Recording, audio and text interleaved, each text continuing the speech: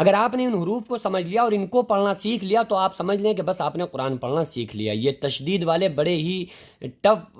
تھوڑا سا حروف ہیں، لفظ ہیں، جہاں جس کے اوپر تشدید لگی ہو، تشدید مع تشدید، تو اس کو کس طرح سے پڑھنا ہے اس کو اچھی طرح سے سمجھ لیں تو انشاءاللہ تعالیٰ پورا قرآن پڑھنا آپ کے لیے بہت آسان ہو جائے گا۔ آج ہمارا نورانی قاعدے کا تختی نمبر سبق نمبر 18 ہے، اور آج ہم سیکھیں گے کہ جس حرف کے اوپر تشدید ہو ان مشکل ترین حرفوں کو کس طرح سے پڑھا جاتا ہے۔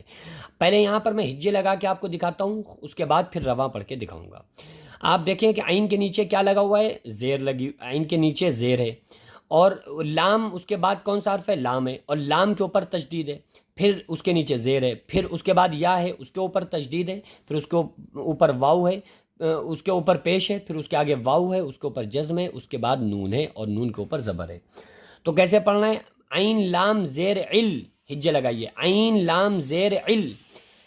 کیوں عل کیوں پڑھ رہے ہیں، کیونکہ جو لام ہے لام کے اوپر تشدید ہے، اور تشدید تو 2 مرتبہ پڑھی جاتی ہے، تو ایک مرتبہ تشدید کو ہم پڑھیں گے پچھلے حرف کے ساتھ ملا کر، اور ایک مرتبہ تشدید کو پڑھیں گے آگے، تو چونکہ آگے بھی تشدید ہے تو ایک مرتبہ جب ہم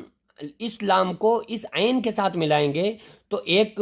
لام ہو گیا، اب ایک مرتبہ لام اور باقی ہے پڑھنا، تو اس لام کو ہم اس یا کے ساتھ ملائیں گے تو یہ لام کمپلیٹ ہو گیا، یہ یا باقی رہ گئی ابھی،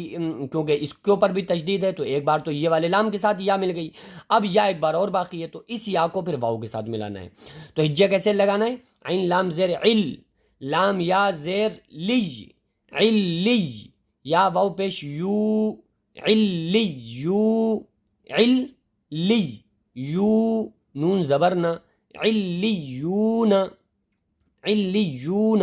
یہ آپ سمجھ لیں میں بڑی محنت سے بڑا وقت نکال کے آپ لوگوں کو پڑھا رہا ہوں، صرف اس لیے کہ آپ لوگ کسی طرح سے قرآن پڑھنا سیکھ جائیں، اس لیے آپ لوگ بھی بہت زیادہ کوشش کر کے محنت کر کے آپ لوگ قرآن کریم کو سیکھیں۔ اب یہاں پہ دیکھیں یا ہے اور اس کے بعد زا ہے، تو زا کہہ لیں یا زے کہہ لیں، یا زا زبر یز، زا کاف زبر زک، یز زک، کاف کھڑا زبر کا، یز زک کا، ٹھیک ہے۔ تو ایک زا کو یا کے ساتھ ملایا، جو زا باقی رہی اس کو کاف کے ساتھ ملایا، پھر کاف کے اوپر کھڑا زبر ہے تو اس کو یز زک کا اس طرح سے پڑھا۔ اب یا زال زبر یز، زال کاف زبر زک، یز زک، کاف زبر کا، یز زک کا، را پیش رو، یز زک کا رو، تو پہلے یا ملے گی زال کے ساتھ، پھر یہ زال ملے گی کاف کے ساتھ، پھر ایک بار کاف اکیلا پڑھا جائے گا کیونکہ اس کے اوپر زبر ہے، تو اس کے بعد را ہے تو را کے اوپر پیش ہے، تو یذکرو، میم زا پیش مز، زا میم زبر زم، مزم، میم زیر می، مزمی، لام پیش لو، مزملو، مزملو، میم دال پیش مد، دال زبر دا، مدہ، سا زیر سی، مدسی، را پیش رو، مدثیرو، ٹھیک ہے۔ عین لام زیر عل، لام یا زیر لی، علی، یا زیر یی، علی، نون زبرنا، علیین۔ دیکھیے عین کو پہلے ملانا ہے لام کے ساتھ کیونکہ لام کے اوپر تشدید ہے،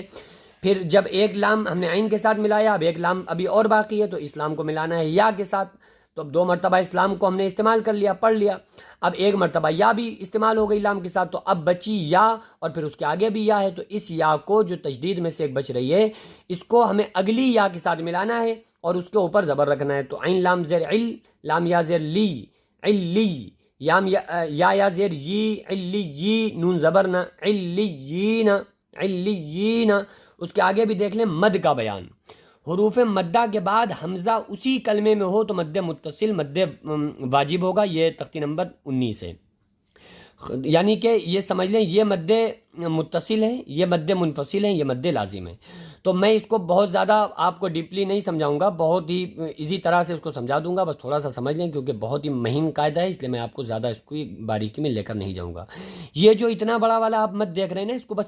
4 الف کے برابر کھینچا جاتا ہے اور اس کو مد متصل کہا جاتا ہے، تو جتنی دیر میں 4 الف پڑھے جاتے ہیں بس اتنی دیر اس کو کھینچنا ہے۔ جیم الف مد زبر جا،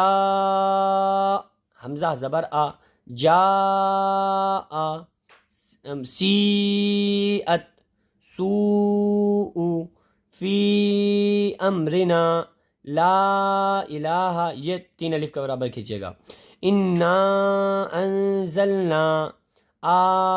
الآن حاجوک والصافات. تو اس طرح سے یہ کھینچنا ہے. یہ 4 الف کے برابر کھینچے گا. یہ سب سے بڑا مد ہے. تو جس پر مد ہو اس حرف کو کھینچ کر پڑھا جاتا ہے. ہجے میں نے آپ کو بتا دی. جیم الف مد زبر جا، حمزہ زبر آ، جا آ، اس طرح سے لگا لیں. یا ایک دوسرا طریقہ، جیم الف زبر جا، اوپر مد جا، حمزہ زبر آ، جا آ. چاہیں تو اس طرح سے لگا لیں. بہت اچھی طرح سے اس کی پریکٹس کیجیے آپ لوگ.